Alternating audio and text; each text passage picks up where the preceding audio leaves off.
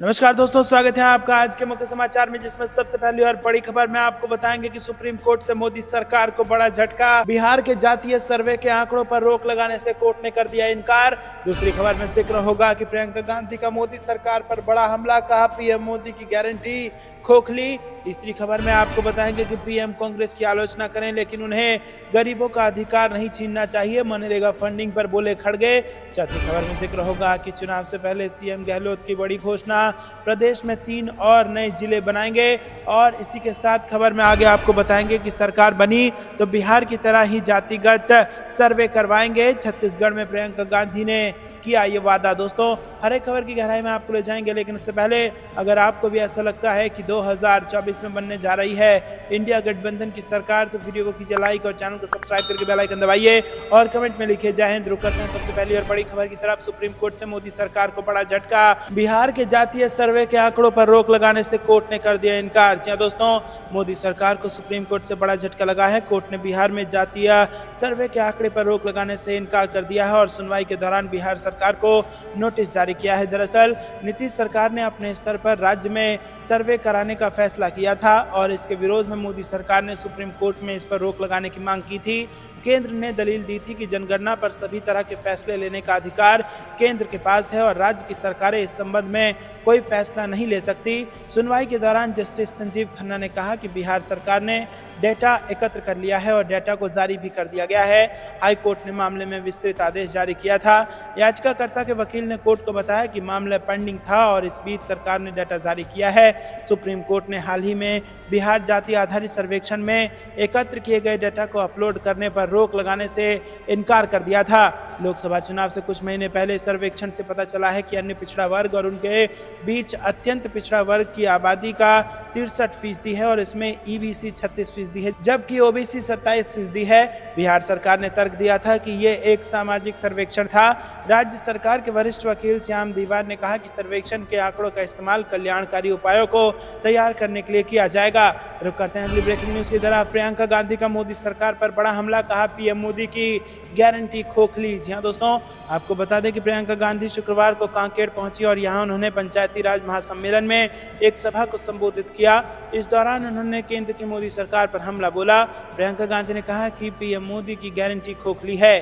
कांकेर में शुक्रवार को कांग्रेस की तरफ से पंचायती राज महासम्मेलन का आयोजन किया गया। इसमें कांग्रेस महासचिव प्रियंका गांधी शामिल हुई और यहां उन्होंने एक बड़ी सभा को संबोधित किया। इस दौरान प्रियंका गांधी ने केंद्र की मोदी सरकार पर जमकर हमला बोला।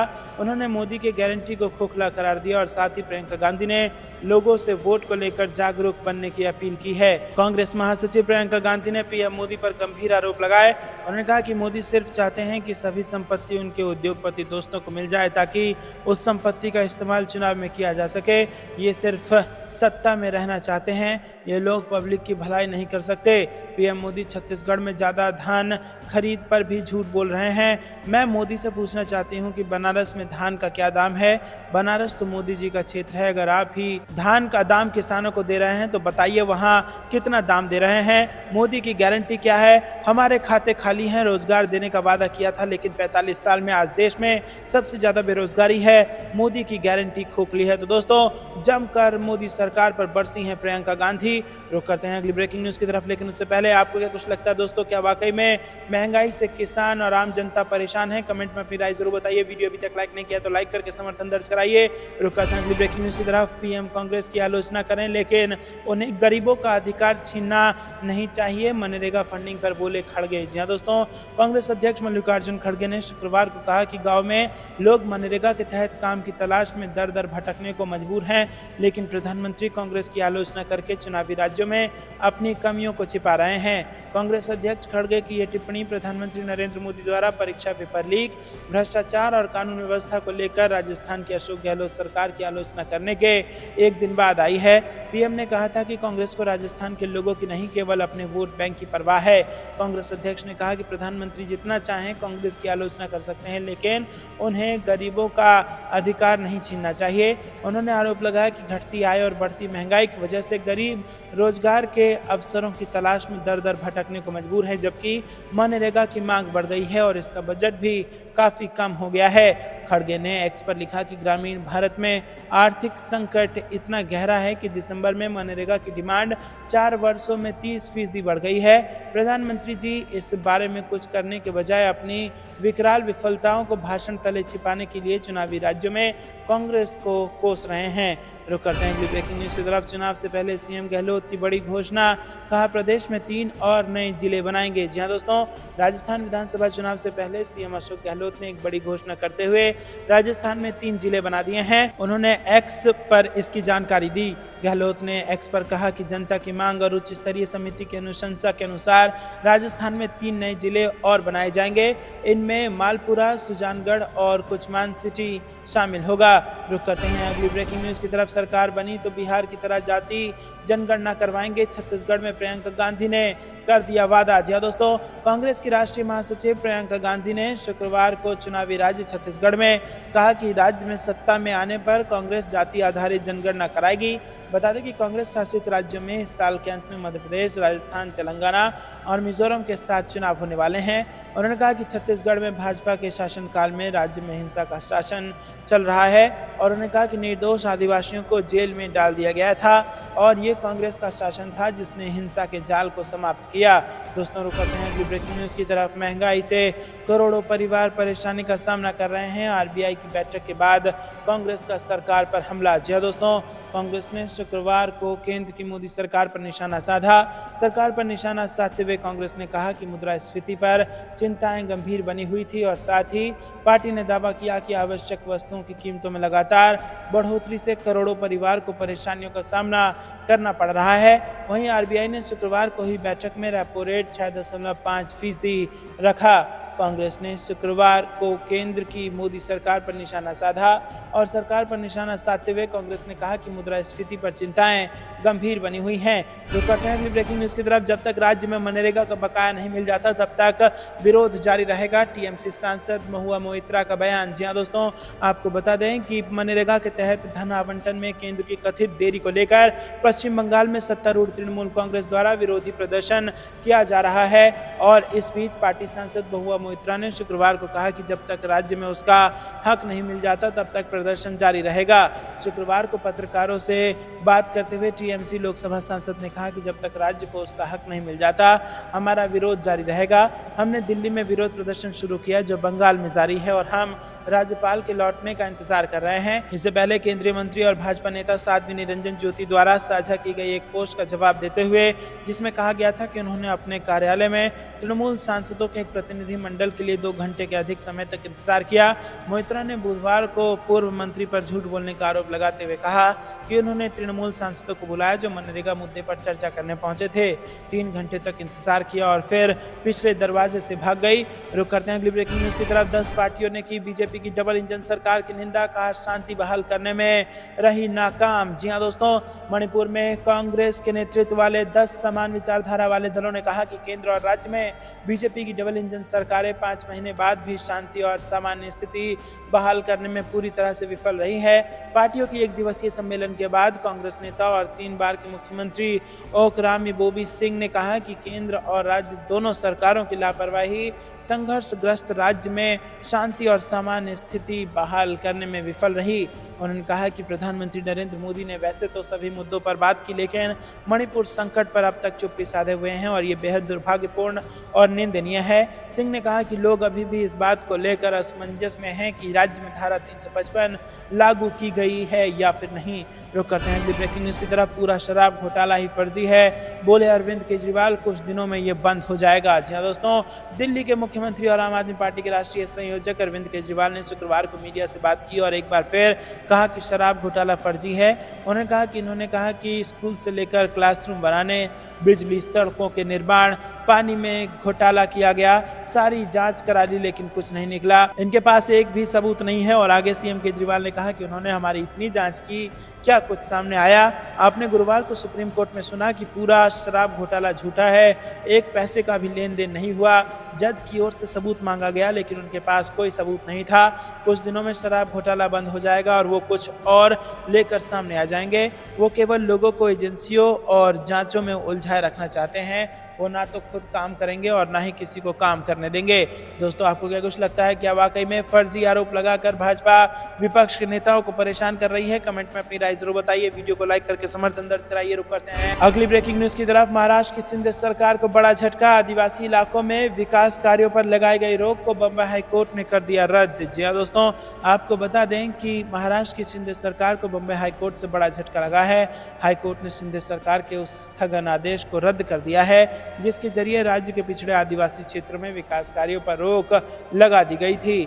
2020-21 में तत्कालीन विधानसभा द्वारा राज्य के आदिवासी जिलों में विकास कार्यों के लिए बजट आवंटित की गई थी। संविधान के अनुच्छेद 202, 207 के तहत महाराष्ट्र राज्य विधानमंडल नियमों के तहत उचित प्रक्रिया के बाद पिछली विकास अघाड़ी सरकार ने महाराष्ट्र के विभिन्न दूर दराज के क्षेत्रों और विशेष रूप से आदिवासी जिलों के विकास के लिए बजटीय आवंटन को मंजूरी दी थी।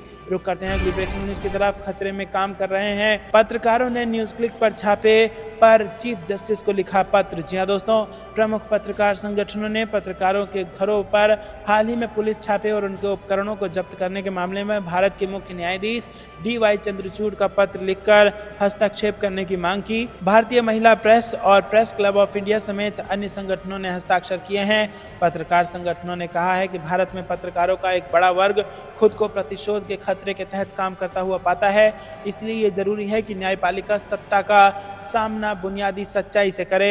ये एक संविधान है जिसके प्रति हम सभी जवाबदेह हैं। पत्रकार संगठन ने पत्रकारों के फोन और लैपटॉप की अचानक जब्ती पर रोक लगाने के लिए मानदंड बनाने की मांग की है। संगठन ने कहा है कि पत्रकारों से पूछताछ और उनसे जब्ती के लिए दिशा निर्देश तैयार किए जाएं ताकि ये सुनिश्चित किया जा सके कि इन्हें मछली पकड़ने के अभियान के रूप में नहीं लिया जाए। प्रेस निकायों ने पत्रकारों, संपादकों, लेखों और पेशेवर सहित समाचार पोर्टल न्यूज क्लिक के 46 कर्मियों के घर पर 3 अक्टूबर को की गई छापेमारी का उदाहरण दिया। पत्र में कहा गया है कि पत्रकारों को एक केंद्रित आपराधिक प्रक्रिया के अधीन करना, क्योंकि सरकार राष्ट्रीय और अंतर्राष्ट्रीय मामलों में उनकी कवरेज को अस्वीकार करती है। यह प्रतिशोध की धमकी देकर प्रेस को शांत करने का एक प्रयास है।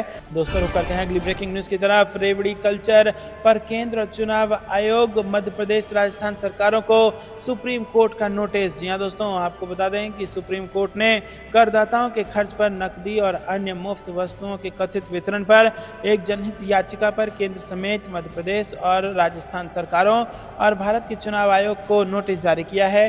कोर्ट ने 4 सप्ताह में जवाब दाखिल करने को कहा है।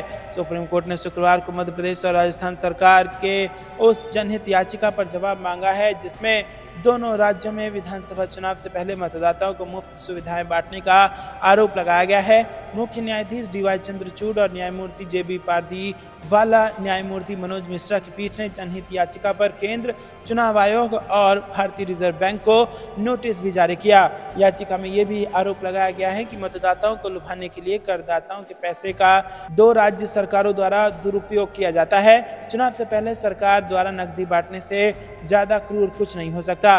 रुक करते हैं अगली ब्रेकिंग न्यूज की तरफ। ग्रामीण भारत में आर्थिक संकट गहरा, अपनी विकराल विफलताओं को भाषण तले छिपाने की कोशिश कर रहे हैं PM खड़गे का बयान। जी हाँ दोस्तों, कांग्रेस अध्यक्ष मल्लिकार्जुन खड़गे ने बेरोजगारी और ग्रामीण क्षेत्रों में लोगों के आर्थिक हालातों को लेकर प्रधानमंत्री नरेंद्र मोदी पर निशाना साधा है। खड़गे ने कहा है कि प्रधानमंत्री असल मुद्दों को अपने भाषण के जरिए छिपाने की कोशिश कर रहे हैं। मल्लिकार्जुन खड़गे ने गुरुवार को सोशल मीडिया X पर लिखा कि ग्रामीण भारत में आर्थिक संकट इतना गहरा है कि सितंबर में मनरेगा की डिमांड 4 वर्षों में 30% बढ़ गई है। प्रधानमंत्री जी इस बारे में कुछ करने के बजाय अपनी विकराल विफलताओं को भाषण तले छिपाने के लिए चुनावी राज्यों में कांग्रेस को कोस रहे हैं। बेतहाशक घटती घरेलू आमदनी और महंगाई की मार से करोड़ों लोग मनरेगा में काम की तलाश में दर दर भटकने को मजबूर हैं। हालत यह है कि मनरेगा के बजट का केवल 4% फंड ही बचा है और देश को याद है कि बजट 2023 में मोदी सरकार ने मनरेगा के बजट में 33% कटौती की थी, जिसका परिणाम गरीब परिवार भुगत रहे हैं। विपक्ष शासित राज्यों का फंड भी बकाया है। कांग्रेस को जितना चाहे बुरा भला कहिए, लेकिन गरीबों का अधिकार मत छीनिए। रुक करते हैं ब्रेकिंग न्यूज की तरफ। आम आदमी पार्टी सांसद संजय सिंह के घर ईडी की छापेमारी व गिरफ्तारी को लेकर सपा सांसद डिंपल यादव ने भाजपा पर हमला बोला है। डिंपल ने कहा है कि पूरे देश का माहौल बिगाड़ा जा रहा है और भाजपा वाले समझ गए हैं कि उनकी नीतियां पूरी तरह से विफल रही हैं।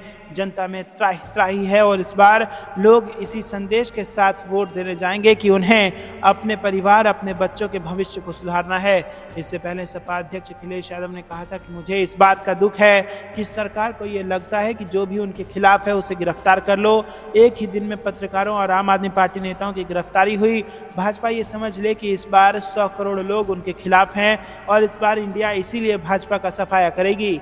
ईडी, सीबीआई और आईटी इनके संगठन के हिस्से हैं और इसीलिए घबराने की कोई जरूरत नहीं है। रुक करते हैं अगली ब्रेकिंग न्यूज की तरफ। 2024 के लिए होगा वीआईपी टिकटों का ऐलान, भाजपा को पछाड़ने की तैयारी, अखिलेश निकालेंगे साइकिल यात्रा। जी हां दोस्तों, आपको बता दें कि 2024 के लोकसभा चुनाव में अभी 7 महीने का समय बाकी है, मगर सपा चुनावी मोड में आ चुकी है।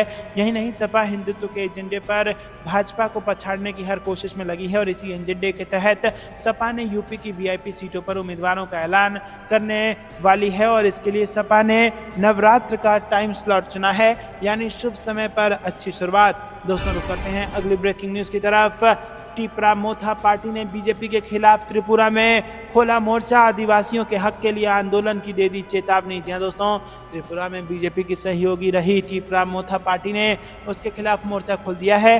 सीएम माणिक साहा से मुलाकात के एक दिन बाद टिपरा मोथा पार्टी के सुप्रीमो प्रद्योत विक्रम माणिक्य देव वर्मन ने गुरुवार को दिल्ली रवाना होने से पहले आदिवासियों की उपेक्षा और त्रिपुरा जनजातीय क्षेत्र स्वायत्त जिला परिषद का गठन न किए जाने के विरोध में बड़े पैमाने पर आंदोलन शुरू करने की चेतावनी दी। राज्य का प्रमुख आदिवासी राजनीतिक संगठन टीएमपी अप्रैल 2021 में राजनीतिक रूप से महत्वपूर्ण टीटीएएडीसी पर कब्जा करने के बाद से ग्रेटर टिपरालैंड राज्य या संविधान के अनुच्छेद 2 या 3 के तहत एक अलग राज्य का दर्जा देकर स्वायत्त निकाय क्षेत्रों को बढ़ाने की मांग कर रहा है। दोस्तों, रुक करते हैं अगली ब्रेकिंग न्यूज की तरफ। मल्लिकार्जुन खड़गे और राहुल गांधी से मिले शरद पवार, इंडिया अलायंस से जुड़ी बड़ी खबर। जी हां दोस्तों, इंडिया गठबंधन के 2 अहम घटक दलों के नेताओं को एक बार फिर एक साथ देखा गया है। एनसीपी प्रमुख शरद पवार ने शुक्रवार को कांग्रेस के राष्ट्रीय अध्यक्ष मल्लिकार्जुन खड़गे और कांग्रेस नेता राहुल गांधी से मुलाकात की।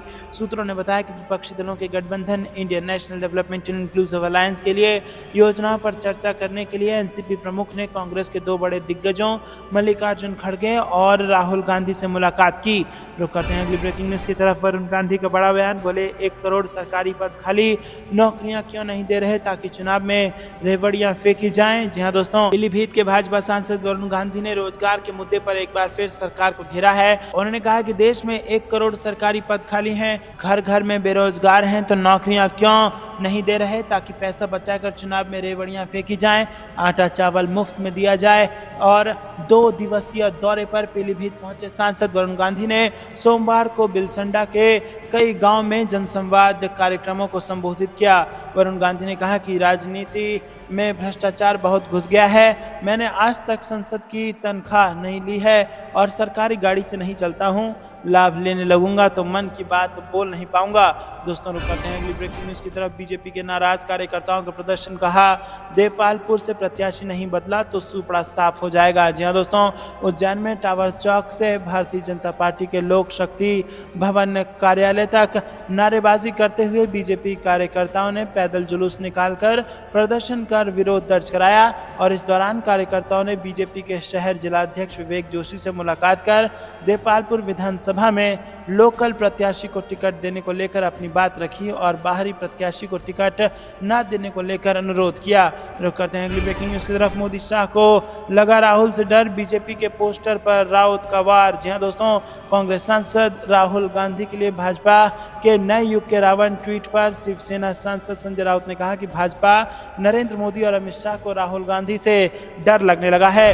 रुक करते हैं अगली ब्रेकिंग न्यूज की तरफ। जेपी नड्डा की भविष्यवाणी, बीजेपी के लिए मुसीबत, क्या चिराग, मांझी और कुशवाहा पकड़ेंगे नीतीश वाला रास्ता। जी हां दोस्तों, चिराग पासवान की लोक जनशक्ति पार्टी क्या अब बचेगी? जीतन राम मांझी की पार्टी हम और उपेंद्र कुशवाहा की आरएलडी का क्या होगा? मुकेश सहनी की पार्टी वीआईपी के भी देर सवेर एनडीए के साथ आने की उम्मीद है, उसका क्या होगा? इन दलों के अस्तित्व को लेकर चिंता इसलिए बढ़ गई है क्योंकि बीजेपी ने एक बार फिर क्षेत्रीय दलों के अस्तित्व को लेकर बड़ा सवाल खड़ा कर दिया है। रुक करते हैं अगली ब्रेकिंग न्यूज की तरफ। बिजली विभाग में बड़ा घपला, उपभोक्ताओं से वसूला गया नाजायज बिल, डैमेज कंट्रोल में जुटा निगम। जी हां दोस्तों, उत्तर प्रदेश बिजली कंपनियों द्वारा प्रदेश के कुछ जिलों में सप्लाई टाइप में बदलाव कर ग्रामीण विद्युत उपभोक्ताओं से शहरी दर पर बिजली बिल की वसूली के मामले में नया मोड़ आया है और इस प्रकरण में उत्तर प्रदेश विद्युत नियामक आयोग के दखल के बाद पावर कॉर्पोरेशन प्रबंधन ने विद्युत आपूर्ति संहिता की नियमावली का सहारा लेते हुए डैमेज कंट्रोल में जुट गई है। तो दोस्तों, ये थी दिन भर की सारी जरूरी और बड़ी खबरें। अंत तक बने रहने के लिए बहुत बहुत धन्यवाद। जाने से पहले वीडियो को लाइक करके चैनल को सब्सक्राइब कीजिए और बेल आइकन दबाकर